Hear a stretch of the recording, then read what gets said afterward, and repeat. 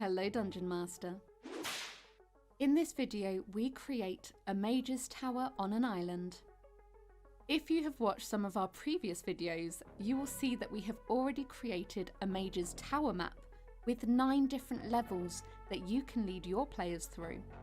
But they first need to get to that tower. And this is where the island map comes into it. The players will need to travel to the location and then try to get across to the tower itself. Since this is a battle map, we will go through some ways that you can use this a bit later, including different defences the mage might use to protect their home. You can take and use those ideas, or they might spark some inspiration for you more seasoned DMs. Tasty. But first, making the map. We alter the terrain to leave us with the island in the middle and 3 other land areas on different sides to make up the land surrounding the lake. We want the players to arrive and then have to work out a way to get across, not just have a map of water and one island. If the players are not already in a boat, it wouldn't make much sense. We want to give you the option to be able to use the map in different ways with your own players.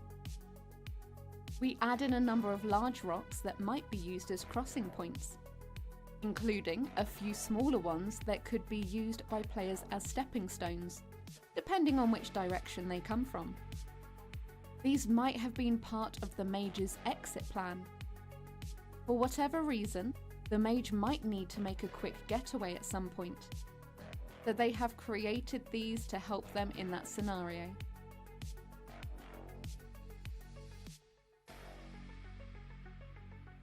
Just so you are aware, Aconite has made the mage's tower in this video the same size as the one in our other video. Because if you aren't already aware, we like to be consistent and have things make sense.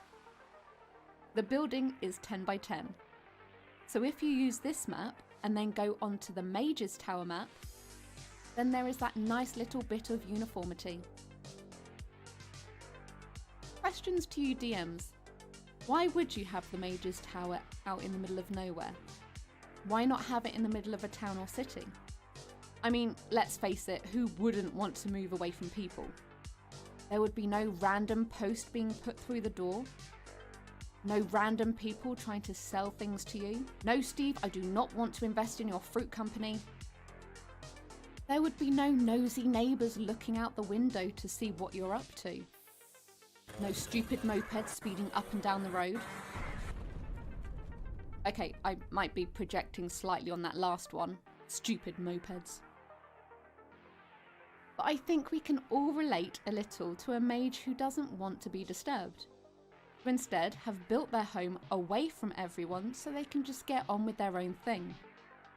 They might be a retired mage, one who's living out the rest of their days in a nice home with beautiful scenery. But it could also be that they need the privacy because of the naughty things they're up to. In our roleplay game, we have met both kinds, and are equally scared of the retired one as well as the clearly evil one. The nice one just wants the time to read all of their books that they collected over the years.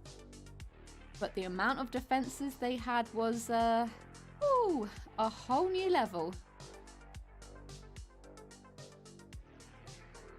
Since this is a battle map, let's go over some ideas on how you could use the map. Why are your players here? Are they here to fight the evil mage? To bring them to justice for the atrocious and heinous crimes they've committed? Is this where your big bad has been hiding out, and the players have managed to find the location to their secret hideout? Now is the time for the big boss fight. But instead of a dungeon run, we're gonna have the reverse.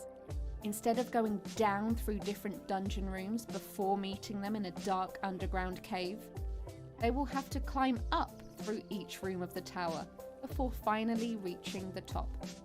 It puts a bit of a spin on the whole evil people in evil locations. Why not a rooftop garden being the final fighting area? It's not just princesses who like to sit at the top of a tower. It's me, it's Mario.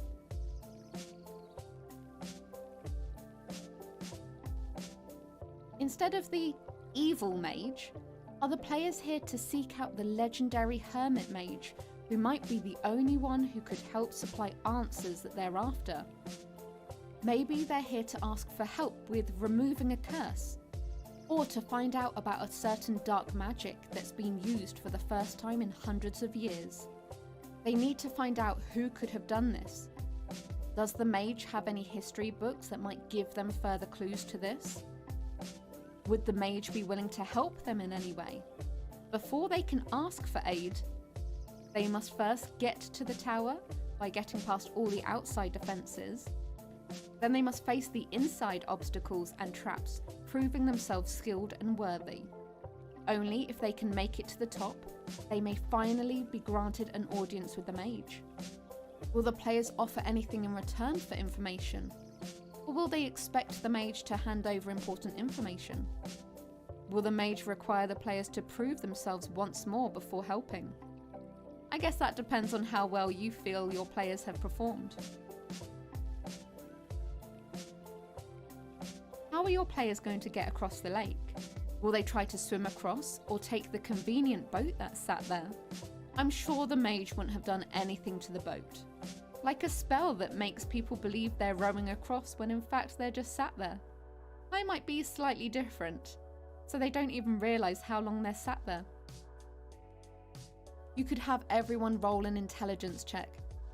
Anyone who fails believes the boat's moving. Anyone who passes will be able to see what's going on and may need to think of a different way to cross the water. Will the boat simply start sinking when the players get in? It could be like a doorbell to alert the presence of the players. Let's hope your players are heroic and brave who can succeed in sticky situations. If a player has the ability to walk on water or fly, then this will be easier for them. They will need to think of how they can help the others across too. Remember, players will always come up with crazy and clever solutions to problems. Make sure to reward them when they do this, especially if they come up with a cooler way to resolve an issue that you hadn't thought about.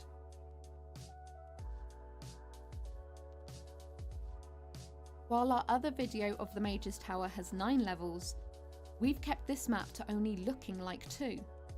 The reason behind this is because of an illusion spell. People looking at it will see a large house, but when they get inside, they keep climbing up and up. They won't realise how much further they need to go. It's like something magical's going on here, and the house is not entirely as it seems. When you look through the water, you'll be able to see the bottom of the floor. To change this, we have taken one of the abstracts, enlarged it, and placed it on the floor. When we change the colour, this thing gives the lake a much deeper feel. It goes from being able to see what lies beneath to something more dangerous and sinister. It's more believable that something might be lurking down in the depths. You might choose to have different defences surrounding the castle. There might be archers or ballistas stationed around the tower that shoots any unwelcome trespassers. You could have a lake monster. You'll see in a bit that we add in some creepy tentacles to the lake. We have saved the map with and without these tentacles so that you have the option to use both. Maybe as the players get there, the monsters could simply be hiding beneath the water, waiting to feel that ripple of water before attacking. Then, the map could change to have the tentacles on there. Also, we wanted to have both options, as it wouldn't be much of a surprise if the tentacles were already on the map. Also, you may choose to not have a giant lake monster like a squid or a kraken. We have both so that you can use either.